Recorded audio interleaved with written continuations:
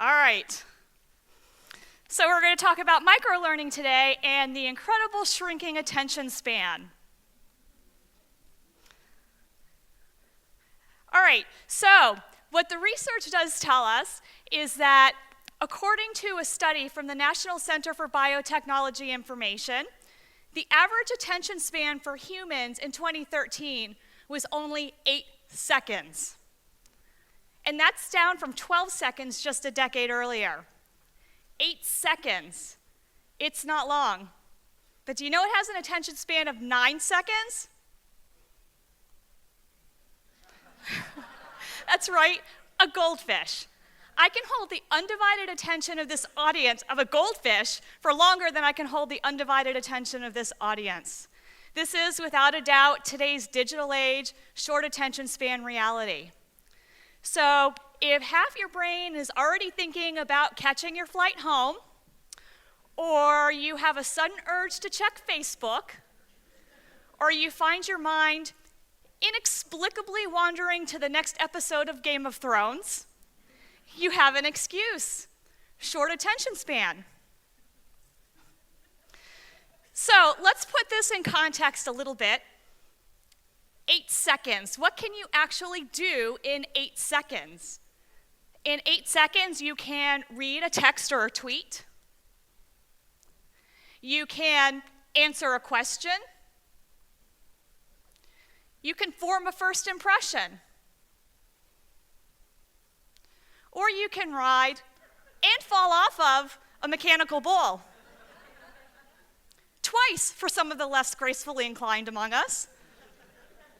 What these things all have in common is that they're short bursts of information or activities that we can give our complete concentration to without getting distracted.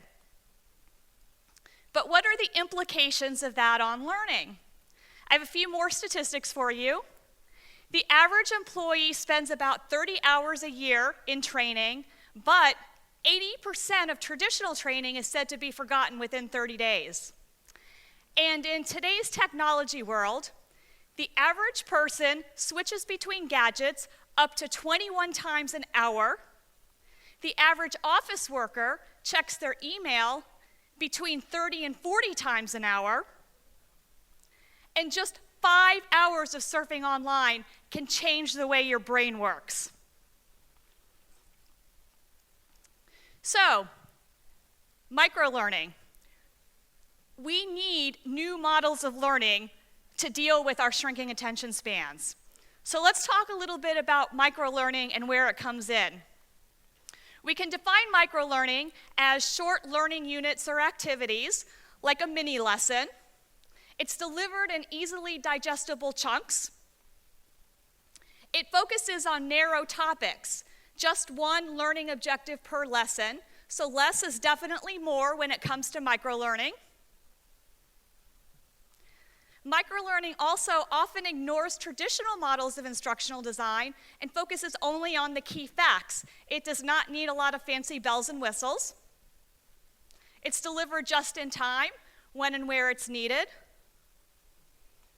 And it's accessible from anywhere.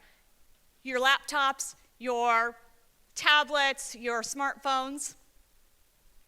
Microlearning can consist of things like watching a short video clip, taking a short quiz, reading a flyer or a handout.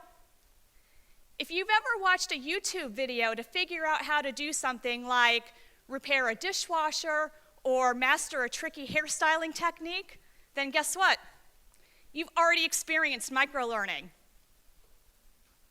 So there are some benefits associated with microlearning. Because the lessons are short and focused, your learners are going to be more engaged and more likely to complete their training. In turn, this is hopefully going to improve their retention and increase their transfer of the knowledge to the job. Microlearning modules are also easy and fast to create because they're short, which will definitely be a plus for your training budgets. So around now, you might be saying to yourself, short sounds really great, but 8 seconds? What can I really teach that's useful in only 8 seconds? Well, I do have some good news for you, And the good news is that things are not quite as dire as 8 seconds makes it sound. We can continually renew our attention, so our nuggets of learning don't have to be quite that dramatically short. So what is the right length? The general consensus seems to be that people are at their peak energy level within the first 8 minutes of any learning activity or any activity at all. So chunks of learning that are shorter than 8 minutes are probably about the right length to capitalize on that attention span. Some people say 1 to 3 minutes is really ideal. Other people say more like 3 to 7 minutes. My advice to you: use your best judgment based on the topic and do your best to keep things short and sweet. So my goal in these few minutes has been to make the case for microlearning in today's environment of shrinking attention spans.